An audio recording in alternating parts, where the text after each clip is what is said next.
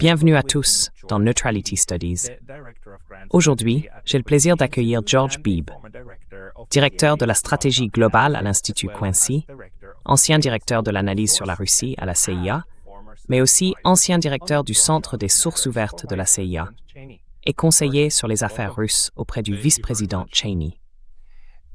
Bienvenue, George. Merci beaucoup.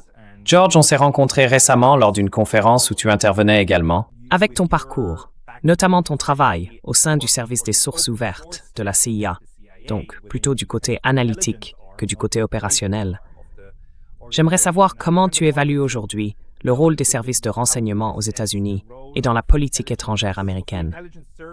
Selon toi, quelle est l'importance de la CIA dans la définition de la politique étrangère des États-Unis?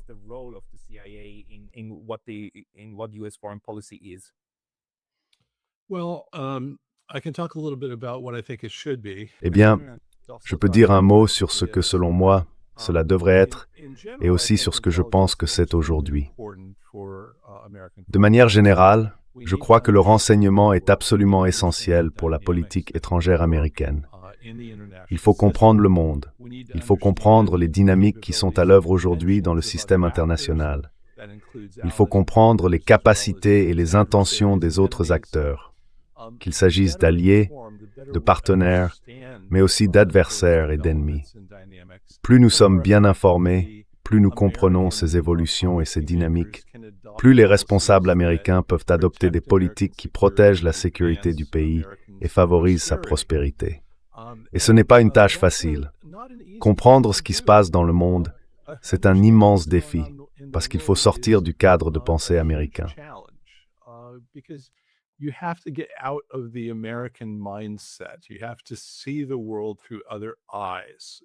Il faut apprendre à voir le monde à travers d'autres yeux, des yeux étrangers. Ce sont ces points de vue que les autres pays ont, la façon dont ils perçoivent les États-Unis et la façon dont ils perçoivent les évolutions dans le monde. Il faut le faire sans pour autant les justifier, sans dire « voilà comment ils voient les choses et ils ont raison ». L'idée, c'est de comprendre leur regard pour pouvoir anticiper ce qu'ils pourraient faire ou comment ils pourraient réagir à ce que font les États-Unis. Il faut aussi tenir compte des perceptions erronées et des malentendus qui jouent souvent un rôle énorme dans les crises et les conflits internationaux. Mais ce type de compréhension ne sert pas seulement à aider les responsables américains à se préparer à faire face aux menaces. Il permet aux diplomates américains les moyens d'être plus efficaces et échanges avec leurs homologues à l'étranger.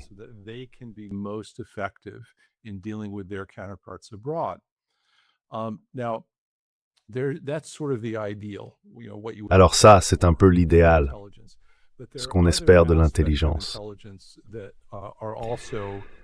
Mais il y a d'autres aspects de l'intelligence qui font aussi partie du travail d'une organisation de renseignement. Quand les États-Unis ont créé la Central Intelligence Agency, c'était en 1947, dans le cadre du National Security Act de cette même année. C'était une réaction à ce qui s'était passé pendant la Seconde Guerre mondiale, en particulier à Pearl Harbor. Cette attaque surprise a eu un impact durable sur la psychologie américaine et sur la vie politique du pays.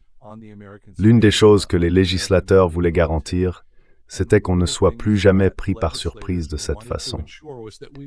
Ils voulaient donc une organisation centrale du renseignement, capable d'avoir accès à tous les types d'informations et de servir de point central où tout cela serait rassemblé et analysé.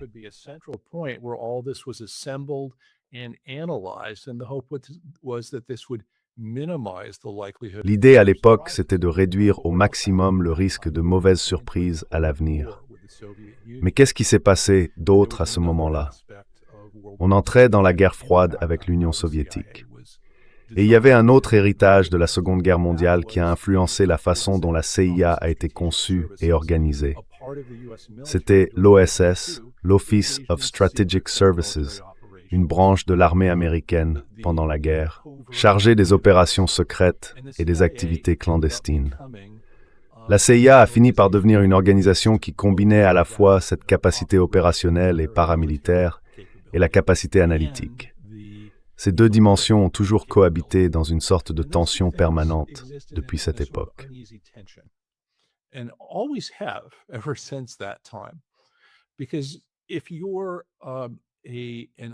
Parce que si vous êtes un bras de la politique américaine, si vous agissez dans le monde, pas seulement pour collecter et analyser des informations, mais aussi pour tenter de neutraliser des individus dangereux à l'étranger, mener des opérations secrètes qui peuvent parfois impliquer de renverser d'autres organisations ou de saboter certaines infrastructures à l'étranger, eh bien, cela compromet votre capacité en tant qu'organisation à voir les choses du point de vue de l'autre camp, à être aussi objectif que possible dans vos analyses, sans être influencé par des considérations politiques. Et la tension, en résumé, c'est que si vous êtes sur le terrain en train d'essayer de faire réussir une politique, vous avez forcément un intérêt dans la manière dont votre analyse du renseignement décrit les perspectives et les chances de succès de cette opération. C'est une tension qui, au fil des années, a connu des hauts et des bas au sein de la communauté du renseignement américaine.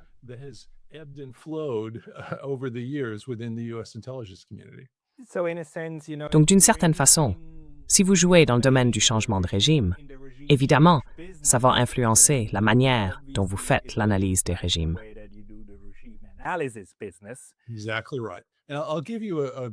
Exactement. Et je vais vous donner un exemple tout récent. Les Israéliens, avec leurs services de renseignement, sont venus à la Maison-Blanche. Tout cela a été décrit dans un article du New York Times qui expliquait pourquoi le président Trump avait finalement décidé de lancer ce conflit contre l'Iran, celui qu'on essaye maintenant de conclure. En gros, ils ont dit, regardez, voici ce qu'on peut faire, voici les informations que nous avons sur l'Iran, et voici ce que nous proposons pour éliminer la capacité nucléaire iranienne, neutraliser ou détruire son arsenal de missiles, renverser ce régime en somme, et provoquer une sorte de soulèvement populaire en Iran. Et ils étaient plutôt optimistes.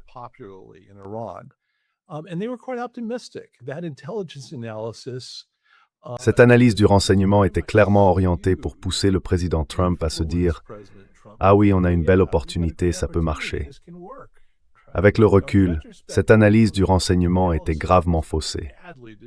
Elle surestimait largement la probabilité que ces attaques provoquent une sorte de soulèvement populaire capable de renverser la théocratie en Iran. Et pour moi, ça illustre bien la tension entre la défense d'une ligne politique et l'usage du renseignement. Les Israéliens et Benjamin Netanyahou, à l'époque où ils étaient à la Maison-Blanche, défendaient clairement une politique, et ils utilisaient le renseignement de manière efficace pour servir cette cause, ce qui, presque inévitablement, compromet l'objectivité des jugements produits.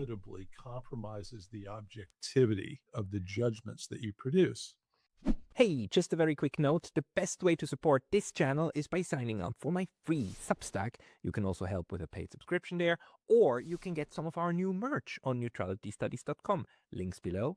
See you there. Alors, ça m'amène à cette question. À quel point les services de renseignement étrangers, comme le MI6 et le Mossad, sont-ils mêlés les uns aux autres? Quelle est la profondeur de leurs interactions? Parce que le vrai problème, c'est que ces organismes-là, on ne peut tout simplement pas les contrôler. La CIA, par exemple, peut refuser de répondre aux questions des élus, du Congrès. Ils l'ont déjà dit officiellement. Je ne peux pas répondre à ça pour des raisons de sécurité nationale. Donc, en réalité, on ne peut pas savoir. C'est comme une boîte noire à l'intérieur de la boîte noire du gouvernement.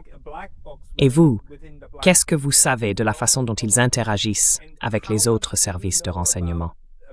Parce que selon moi, ils ont forcément des intérêts communs, peut-être pas pour les mêmes raisons, mais des intérêts partagés quand même. Est-ce qu'ils coopèrent entre eux pour obtenir un résultat politique qu'ils souhaitent voir se réaliser?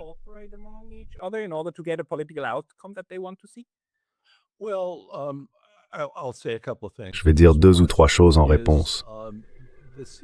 D'abord, la CIA ne peut pas vraiment refuser de répondre aux questions du Congrès. Elle peut refuser dans certains cas, par exemple lors d'une audition publique si on lui demande des informations classifiées. Dans ce cas, bien sûr, elle doit dire « je ne peux répondre qu'en séance à huis clos ». Et puis il y a aussi certains programmes, certains renseignements tellement sensibles qu'ils ne sont partagés qu'avec quelques personnes précises, nommément désignées au sein du Congrès.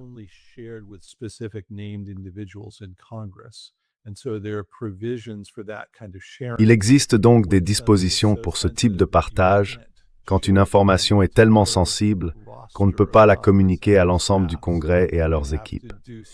Dans ce cas, il faut le faire dans des conditions très strictes, avec seulement quelques dirigeants du Congrès désignés à cet effet. Mais à ma connaissance, il n'existe aucun cas où la CIA pourrait simplement dire « Désolé, nous ne répondrons pas à cette question ». Ce serait un vrai problème. Et là, on touche à une question plus large. Comment un gouvernement démocratique peut-il réellement garder le contrôle démocratique sur des services de renseignement secrets? C'est une question très importante.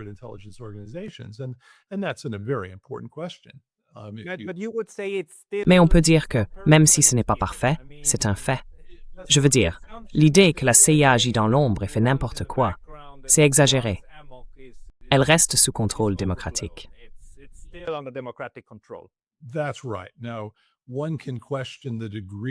C'est exact.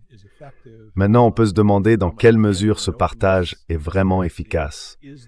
À quel point il y a de la franchise, de l'ouverture et de la transparence entre la communauté du renseignement et les membres du Congrès à qui ils sont censés rendre des comptes. C'est une autre question. Mais dire qu'il n'y a aucun contrôle et qu'ils peuvent simplement bloquer toute enquête ou tout questionnement du Congrès, je pense que c'est exagéré. Quant au partage avec d'autres services de renseignement, ça fait partie du travail du renseignement. La CIA ne peut pas être partout, tout le temps, ni recueillir des informations partout tout le temps. Elle a besoin d'aide. Donc très souvent, on s'appuie sur des partenaires qui ont de meilleures capacités de collecte dans certaines zones. Et ça, c'est en partie un avantage important et inévitable que le fait d'être local peut apporter dans le domaine du renseignement.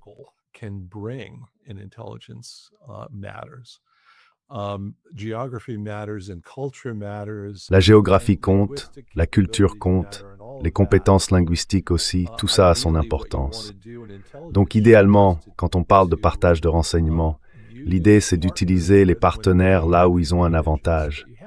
Mais il faut le faire en gardant les yeux ouverts, en sachant que certains ont leurs propres agendas et qu'ils essayent aussi d'influencer le gouvernement des États-Unis. C'est donc quelque chose qu'il faut faire, mais avec prudence. En général, voilà comment ça se passe. C'est un échange de bons procédés. Autrement dit, si un service de renseignement étranger travaille avec la CIA et veut nous transmettre des informations, ou si nous voulons obtenir des informations de leur part, ils vont aussi vouloir quelque chose en retour. C'est donc un partage à double sens. Mais c'est un processus qui doit être mené avec précaution, en gardant bien à l'esprit à quel point on peut être vulnérable à l'influence de ces organisations étrangères.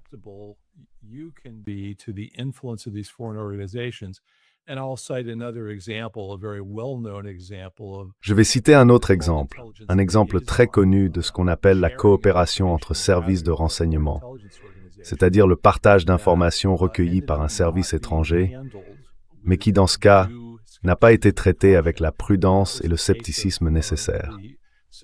C'est l'affaire du soi-disant informateur irakien surnommé Curveball, juste avant l'invasion de l'Irak sous George W. Bush.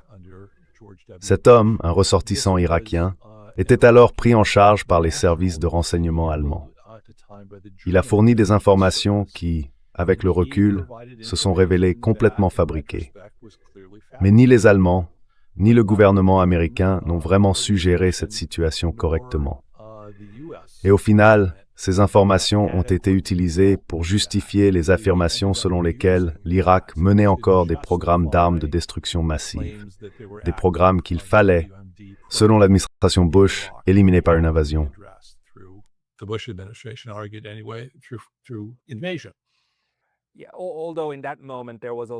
Mais à ce moment-là, il y avait aussi une motivation politique très claire. Trouver n'importe quel argument possible pour justifier une politique qu'on voulait déjà mettre en place. Donc, c'était pas... Enfin, toute cette idée d'un soi-disant échec du renseignement qui aurait failli, c'est en réalité une défense très, très faible pour justifier une politique que certains voulaient mener pour des raisons totalement différentes de celles qu'ils ont avancées.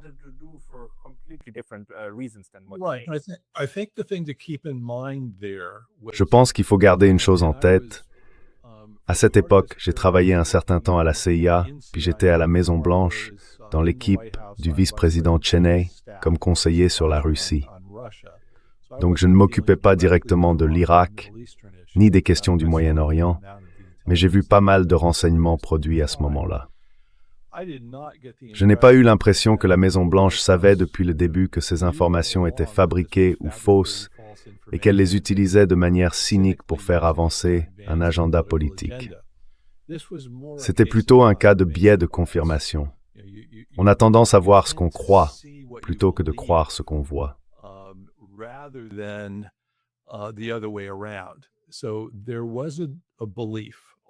Donc, à la Maison-Blanche, on pensait déjà que les Irakiens n'étaient pas dignes de confiance. On avait vécu ça pendant la première guerre du Golfe, quand on a découvert qu'ils avaient fait beaucoup plus de progrès dans leur programme nucléaire que ce que les services de renseignement avaient estimé à l'époque. Du coup, parmi les responsables politiques, il y avait cette idée qu'il fallait, disons, pencher du côté du pire scénario, partir du principe qu'il se passait peut-être des choses dont le renseignement n'avait pas connaissance. Cette prédisposition à croire que quelque chose se tramait a rendu l'évaluation de ce type d'information beaucoup moins sceptique qu'elle n'aurait sans doute dû l'être avec le recul.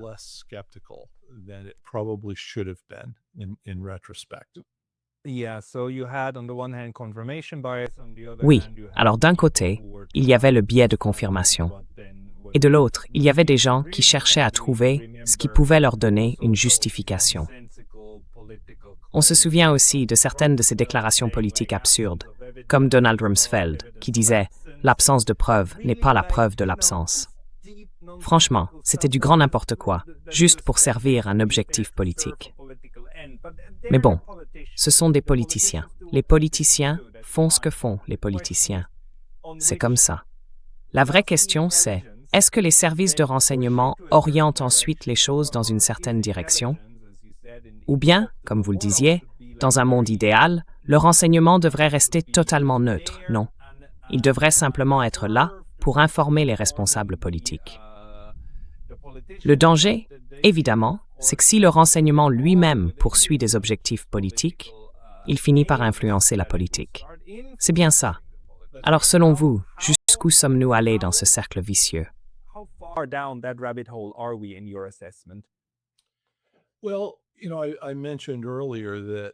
Eh bien, vous savez, j'ai mentionné tout à l'heure que la CIA, dès sa création, avait deux missions. D'un côté, une mission analytique, où l'objectif était d'être aussi objectif, neutre et libre de tout parti pris politique que possible. Et de l'autre, une mission opérationnelle, qui par nature poursuit un but politique. Cette tension-là n'a jamais été résolue, et je pense même qu'elle s'est aggravée. Pourquoi je dis ça? Les attentats du 11 septembre 2001 ont profondément transformé la CIA. L'agence a lancé une vaste campagne de recrutement, elle a donc énormément grandi. Et la mission prioritaire est devenue la lutte contre le terrorisme. Repérer les terroristes, identifier les complots avant qu'ils n'aboutissent, et aller à l'étranger pour affronter ces organisations terroristes afin qu'elles ne puissent pas frapper le territoire américain. C'est devenu la mission de renseignement numéro 1.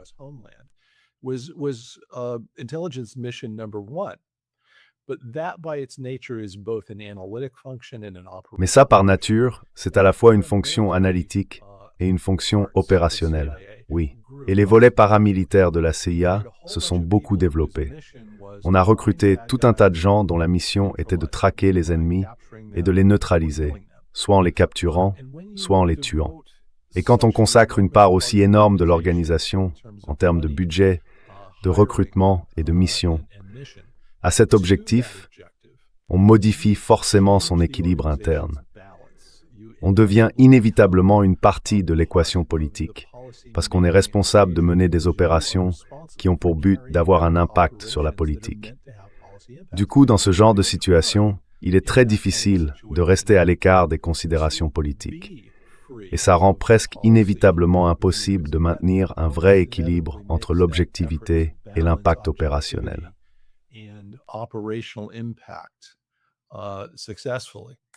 What about ideology? Et l'idéologie alors? Je veux dire, est-ce que comme vous le décrivez, les gens de la CIA croient qu'il y a simplement des méchants qui font de mauvaises choses parce qu'ils sont mauvais? Vous voyez un peu le stéréotype. Shakespeare a ce personnage magnifique, Iago, dans Othello. Iago se lève le matin et dit « Je veux faire le mal ». Est-ce que c'est cet état d'esprit-là? Parce qu'une autre approche pour une agence de renseignement, ce serait de se demander « Pourquoi y a-t-il des gens qui veulent nous faire du mal ?» Il y a cette interview célèbre d'Oussama Ben Laden, où on lui demande « Pourquoi faites-vous ça ?» Et Oussama Ben Laden explique en fait la logique qui le conduit à agir comme il le fait. Ce serait une autre manière de voir les choses. Mais alors, est-ce qu'il existe, disons, une idéologie américaine du type « nous les gentils contre les méchants » et on va les tuer, et si on les tue tous, le problème disparaît? Est-ce que cette idée est forte à la CIA?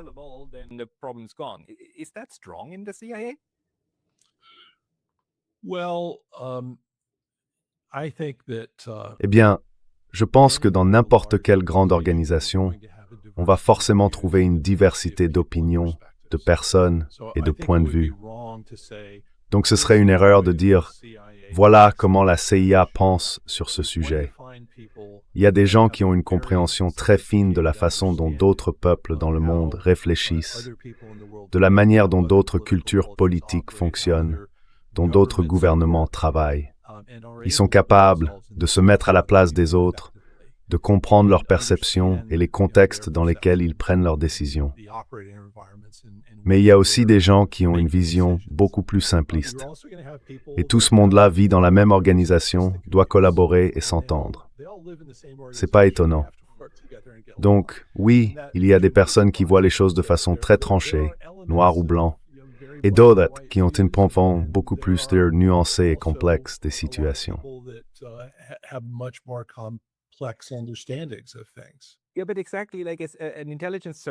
Oui, mais justement, un service de renseignement qui gère des informations vraiment, vraiment sensibles. Non, des questions de sécurité nationale, profondément liées à la sécurité nationale, avec des habilitations, des autorisations, tout ça. Est-ce qu'il n'y a pas dans ce genre d'organisation une forte tendance à créer une sorte de cadre? Et si quelqu'un ne rentre pas dans ce cadre, il doit partir, non? Il ne peut pas faire partie de l'organisation. C'est ça? Donc, est-ce qu'il y a un biais idéologique dans l'organisation qui pousse à un certain type de pensée? Ou bien la CIA est-elle suffisamment diversifiée pour se remettre elle-même en question?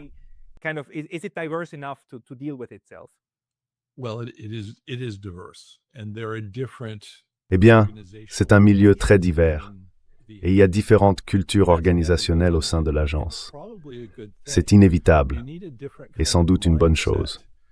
Il faut un état d'esprit particulier pour être un chef, ce qu'on appelle un officier de terrain, quelqu'un qui passe la majeure partie de sa carrière à l'étranger, dont le travail consiste à convaincre des ressortissants étrangers de donner au gouvernement américain des informations que le gouvernement du pays hôte ne veut pas qu'on obtienne. Donc, il faut un certain type de personnalité pour faire ça efficacement. Et souvent, c'est aussi un ensemble de compétences complètement différents.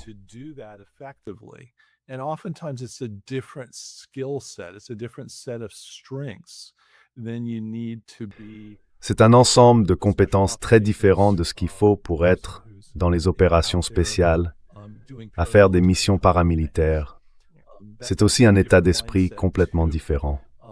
Et puis vous savez, un analyste a sans doute plus en commun avec un professeur d'université qu'avec quelqu'un des opérations paramilitaires. L'organisation a besoin de tout ça. et le gouvernement américain aussi pour être efficace. Il faut pouvoir faire des choses différentes avec des gens qui ont des forces différentes. You've got to be able to do different things with people that have different strengths.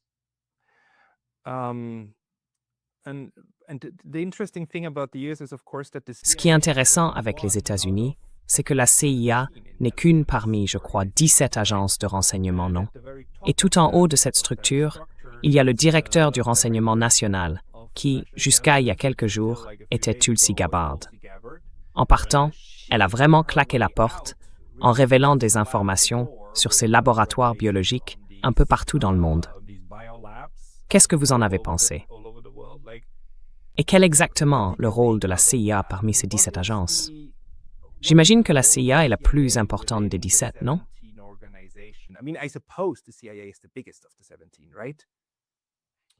Well, I don't actually know the answer to that, and I think it's. Eh bien, je ne connais pas vraiment la réponse à cette question, et je pense qu'elle est probablement classifiée. Donc même si je la connaissais, je ne pourrais sans doute pas en parler publiquement. Mais la CIA est une grande organisation. Son rôle a changé depuis 2004. Comme je l'ai mentionné tout à l'heure, l'impact du 11 septembre sur la CIA elle-même a été assez important. Mais cela a aussi entraîné une réorganisation de l'ensemble de la communauté du renseignement, et ça a modifié le rôle de la CIA. Avant, le directeur de la CIA s'appelait en fait le directeur du renseignement central. Il avait une double responsabilité: diriger la CIA en tant qu'organisation, mais aussi superviser la coordination du reste de la communauté du renseignement. Et la loi de réorganisation du renseignement de 2004 a décidé que la CIA ne fonctionnerait plus de cette manière.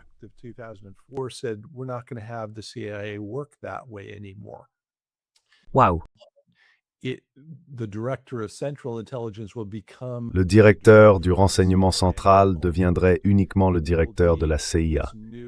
Et il y aurait ce nouveau bureau du directeur du renseignement national, dirigé par le directeur du renseignement national, qui aurait la responsabilité d'intégrer et de superviser l'ensemble de ces différentes agences de renseignement pour s'assurer qu'elles travaillent ensemble de manière harmonieuse et qu'elles partagent les informations, ce qui jusque-là ne se faisait pas.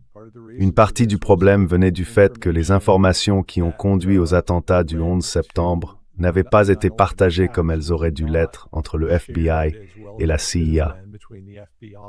Les législateurs ont donc décidé d'essayer de corriger ce problème en créant le poste de directeur du renseignement national. Et beaucoup des responsabilités qui relevaient auparavant de la CIA ont été transférées ailleurs.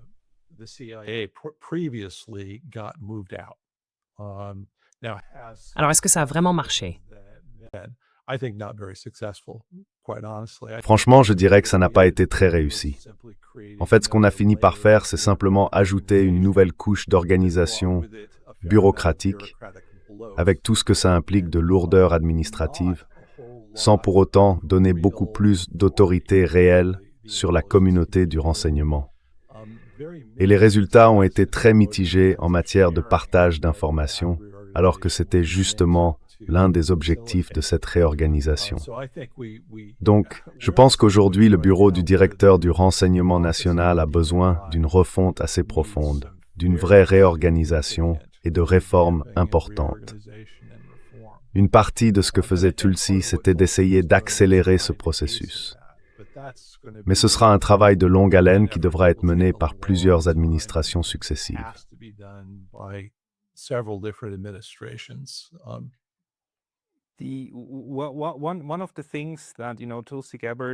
L'une des choses sur lesquelles, tu sais, Tulsi Gabbard, mais aussi certaines personnes de l'administration Trump ont essayé de travailler, c'est un peu plus de possibilités d'audit, un peu plus de transparence.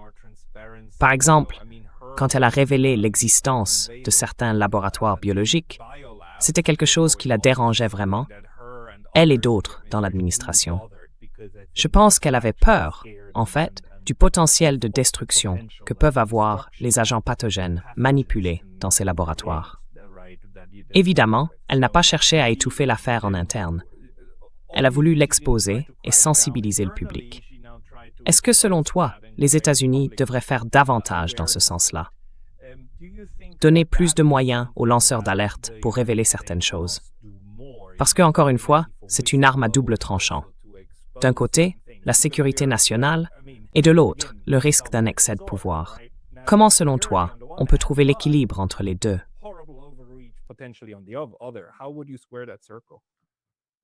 Well, I think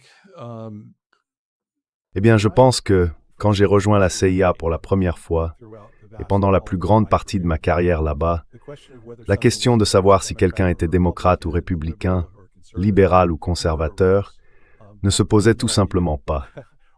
Je n'avais aucune idée des opinions politiques de mes collègues. Le sujet n'était jamais abordé et cela n'influençait certainement pas nos analyses. Aujourd'hui, je crois que la situation a changé. Selon moi, la communauté du renseignement a été contaminée par le partisanisme politique. Et ce n'est pas vraiment surprenant pour deux raisons. D'abord, le partisanisme dans le pays, dans son ensemble, est devenu beaucoup plus aigu. Nous vivons en ce moment, aux États-Unis, dans un climat politique très divisé, très partisan et souvent acrimonieux. Presque tout finit par être touché par la politique. almost everything gets infected with politics. You know, your family Thanksgiving dinners. Les discussions politiques s'invitent même dans les repas de Thanksgiving en famille. Alors il serait vraiment étonnant que ça ne déborde pas aussi sur la politique au sein de la communauté du renseignement aux États-Unis. Et c'est pareil dans le monde universitaire américain. Si on regarde les études sur les orientations politiques dans les universités et leurs corps enseignants, on voit que l'équilibre penche très nettement à gauche. Le nombre de professeurs qui se déclarent conservateurs ou républicains dans les universités américaines a chuté de façon spectaculaire. La situation a changé. Les universités étaient déjà plutôt à gauche quand j'étais étudiant, mais aujourd'hui, il est devenu très rare de trouver des professeurs qui reconnaissent ouvertement être conservateurs ou républicains. Et bien sûr, ça a des conséquences sur la CIA, puisqu'elle recrute beaucoup dans ces universités.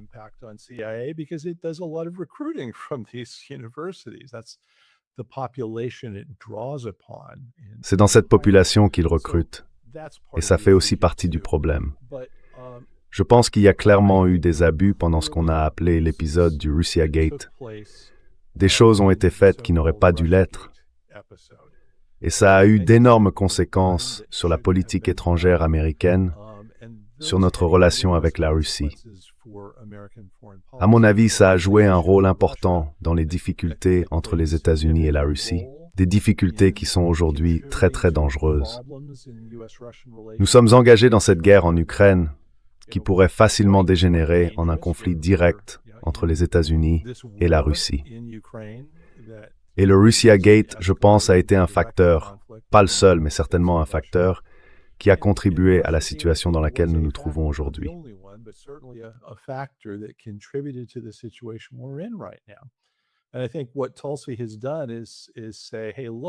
Et je pense que ce que Tulsi a fait, c'est dire, écoutez, publions une partie de ce qui s'est passé là-bas, dans le but de s'assurer qu'on ne retombe pas dans ce genre de situation. Le problème, c'est que la manière dont on révèle ces informations compte énormément, parce que ça peut être perçu comme un acte partisan en soi. Alors, comment réformer et protéger la communauté du renseignement contre ce que j'appellerais des fautes partisanes, sans pour autant aggraver cette polarisation, ni affaiblir l'idée que son bureau reste politiquement neutre dans tout ça. Et ça, c'est une question très difficile. Je n'ai pas de formule toute faite pour y répondre. Mais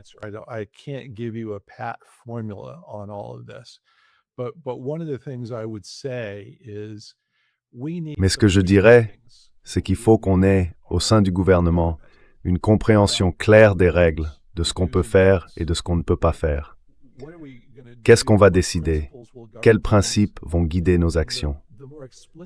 Plus ces principes sont explicites, plus on dispose de méthodes claires, d'approches partagées, et plus on se libère de l'influence du partisanisme. Donc mon instinct, c'est de dire on a un vrai problème, il faut s'en occuper. Et la meilleure façon de le faire, à mon avis, c'est d'établir des méthodes, des règles et des procédures très claires qui s'appliquent de manière uniforme. Et en faisant ça, on réduit au maximum le risque que ce genre de décision soit dicté par des objectifs partisans.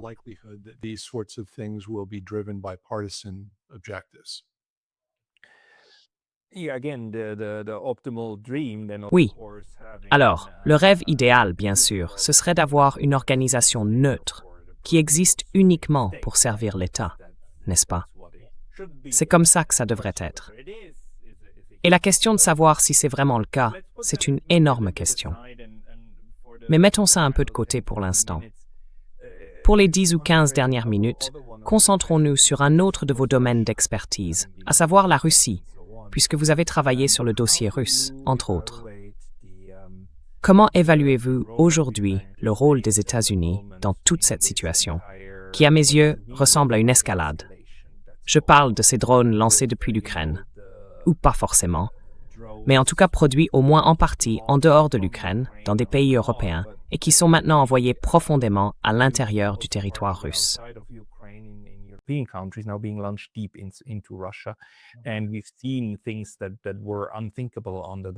on a vu des choses qui auraient été impensables à l'époque de la guerre froide. Vous savez, l'opération Spiderweb, qui a visé une partie de la triade nucléaire russe, la centrale de Zaporizhia, sans cesse attaquée. Aujourd'hui encore, Russia Today a publié un article sur un deuxième employé de la centrale de Zaporizhia, assassiné alors qu'il n'était pas en service. Et puis, ces petites escalades, ces coups d'épingle. La semaine dernière, un grand monument à Sébastopol a été détruit. Aucune valeur militaire, mais une forte valeur culturelle pour les Russes. Quelle est, selon vous, la situation? What's your assessment of this situation? Eh bien, je pense que c'est une situation extrêmement dangereuse. Et elle l'est parce que elle peut entraîner une escalade qui deviendrait très difficile à maîtriser et qui, au final, pourrait aboutir à une guerre directe entre les États-Unis et la Russie. Ce qui serait, vous savez, Dis that. oui, ça pourrait devenir nucléaire et ce serait absolument dévastateur. Donc ce n'est vraiment pas quelque chose à prendre à la légère. Maintenant, du côté russe, le problème, c'est que le président Poutine, je pense, veut mettre fin à cette guerre. Il est très clair que les Russes, pour des raisons largement géopolitiques, cherchent un compromis qui leur permettrait de dire qu'ils ont atteint les objectifs de l'opération militaire spéciale. Mais en réalité, ils vont devoir faire des concessions sur certains points qui comptent vraiment pour les Ukrainiens et pour leurs partenaires occidentaux.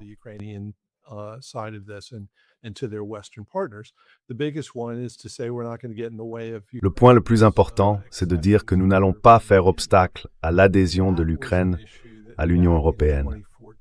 À l'époque, en 2014, après la révolution du Maïdan, c'était une question à laquelle les Russes s'opposaient absolument. Le mouvement du Maïdan, d'ailleurs, avait pris naissance autour de l'accord d'association avec l'Union européenne, que les Russes considéraient comme un moyen de forcer l'Ukraine à rejoindre le camp occidental et de couper ses liens avec la Russie. C'était donc un sujet auquel les Russes tenaient énormément.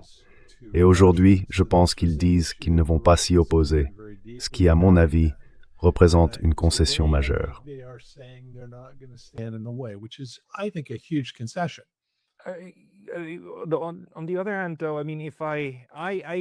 D'un autre côté, je crois me souvenir que c'était surtout l'adhésion à l'OTAN qui posait problème.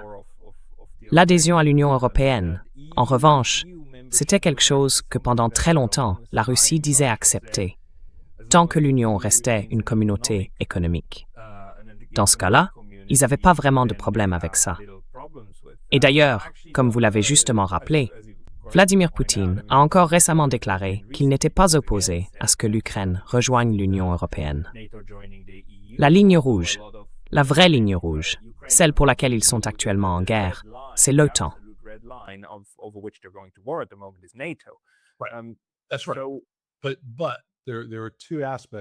C'est exact. Mais il y a deux aspects à tout ça.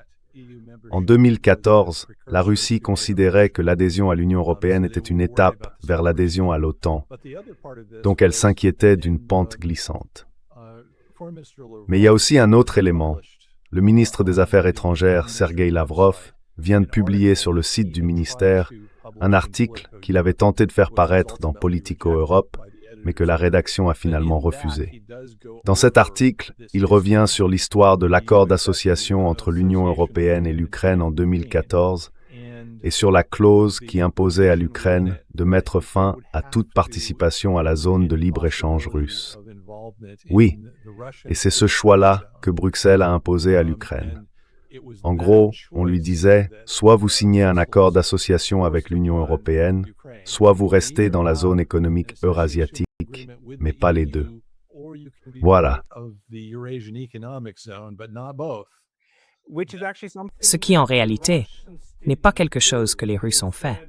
Eux, ils disaient plutôt, vous pouvez faire partie de notre zone économique. Et peu importe ce que vous faites avec les Européens.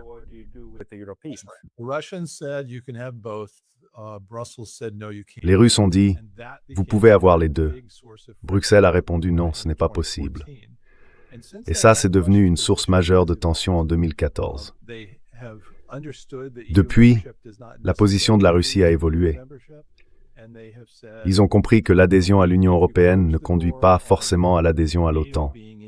Et ils ont déclaré que si on ferme la porte à la présence de l'OTAN en Ukraine ou à l'adhésion de l'Ukraine à l'OTAN, alors ils peuvent accepter, à terme, une adhésion à l'Union européenne. Pour moi, c'est un compromis géopolitique assez important. Cela permet un scénario un peu comme celui du traité d'État autrichien, un pays militairement neutre, mais membre de l'Union européenne, avec des liens économiques et commerciaux profonds avec l'Europe, et ainsi de suite.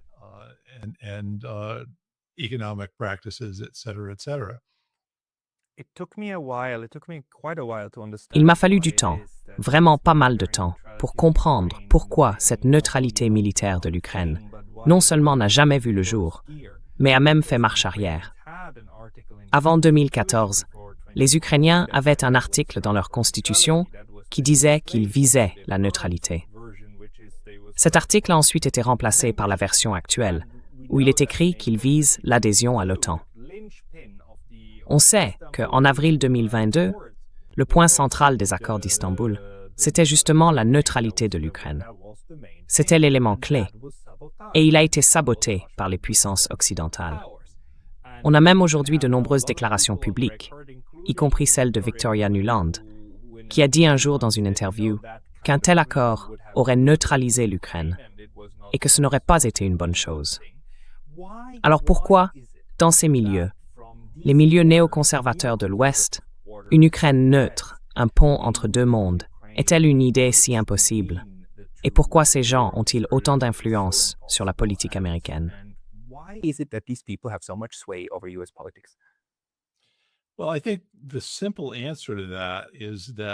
Eh bien, je pense que la réponse simple à ça, c'est qu'à la fin de la guerre froide, l'Amérique a décidé que sa politique étrangère devait consister à transformer ce bloc occidental, cette organisation de l'OTAN issue de la guerre froide, en un modèle pour l'ordre mondial tout entier, mais sans la Russie, sans qu'elle en fasse partie. En fait, on était content d'avoir la Russie dedans, mais comme subordonnée, pas comme membre à part entière. Adhérer à l'OTAN, ça changerait la nature même de l'OTAN. En revanche, vous êtes les bienvenus dans la communauté occidentale, mais plutôt comme partenaire junior, disons. Vous pouvez avoir un siège au Conseil OTAN-Russie. Et ce que ça nous permet de faire, c'est de vous expliquer, une fois que l'OTAN a pris ses décisions, voilà la décision qu'on a prise. Vous ne pouvez pas la modifier, bien sûr, mais au moins, vous pouvez être dans la salle et entendre parler de cette décision. Les Russes ont regardé ça et se sont dit, « Attendez une minute, ce modèle-là n'a pas l'air très séduisant pour nous. »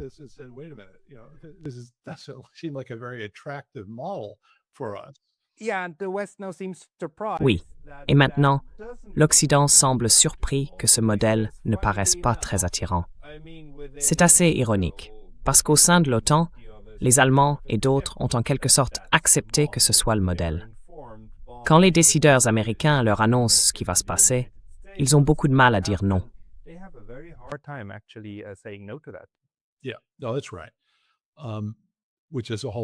Oui, non, c'est vrai. Et ça, c'est déjà tout un autre sujet en soi. Cet état d'esprit selon lequel on devrait vivre dans un monde unipolaire, et cette communauté que les États-Unis ont contribué à créer et à diriger pendant la guerre froide, elle couvrait une grande partie du monde, mais pas tout. Nous dirigeons le monde libre, mais il y avait d'immenses régions qui n'en faisaient pas partie. Puis avec la chute de l'Union soviétique, on est entré dans l'ère unipolaire en se disant « Prenons ce monde libre et élargissons ses frontières pour y inclure tout le monde. » Et si vous dites aux Russes « Non, l'Ukraine peut rester neutre. » You tell the Russians, no, Ukraine can be neutral. It can be neither ours. Ça ne peut être ni à nous ni à vous, ça peut être neutre, quelque part au milieu. En gros, vous avez dit que notre ambition, notre vision de ce que devrait être le monde n'était pas viable, qu'on l'abandonnait, qu'on allait inventer autre chose. Et ça, on n'était pas prêt à le faire. Aujourd'hui, on est dans une autre réalité. Il y a la Chine, il y a, vous savez, ces puissances intermédiaires qui montent. Le monde n'est plus unipolaire. Et la question, c'est à quel point va-t-il devenir multipolaire? C'est un monde différent. Et je pense que de là découlent de nouvelles priorités pour la politique étrangère des États-Unis.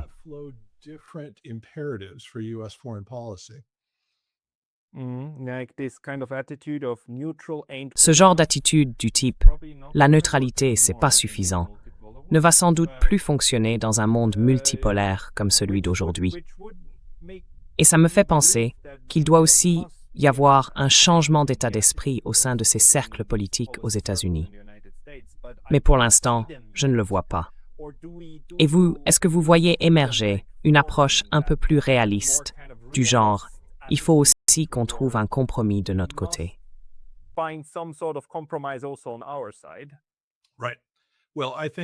Oui, je pense qu'on commence à voir les premiers signes de cette prise de conscience aux États-Unis. Ce n'est pas encore une position majoritaire, mais ce n'est plus non plus une position marginale. Il y a, à mon avis, une minorité grandissante qui défend de plus en plus efficacement l'idée que le monde a changé et qu'il va falloir adopter une autre manière d'y faire face. On ne peut plus faire comme si on était encore la seule puissance dominante. Donc, il va falloir adopter une approche plus réaliste des affaires internationales, en s'appuyant sur les principes de l'équilibre des puissances et sur la diplomatie, pour compléter la dissuasion et la coercition, et pour travailler en partenariat avec les volets plus contraignants de la politique étrangère.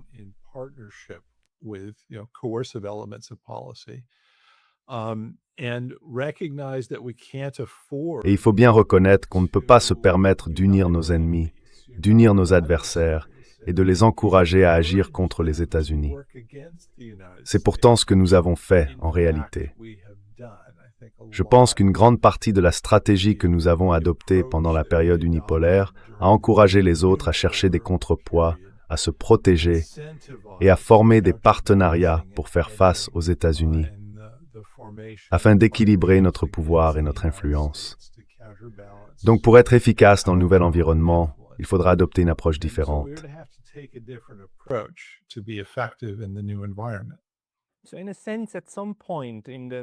Donc, d'une certaine manière, à un moment donné, peut-être pas si lointain, il faudrait que ça finisse par entrer dans les esprits à Washington. Si on ne veut pas que d'autres cherchent à contrebalancer ou à se regrouper pour faire front, il vaut mieux encourager l'existence d'espaces neutres, qui ne jouent pas ce jeu-là, tout en maintenant un certain équilibre.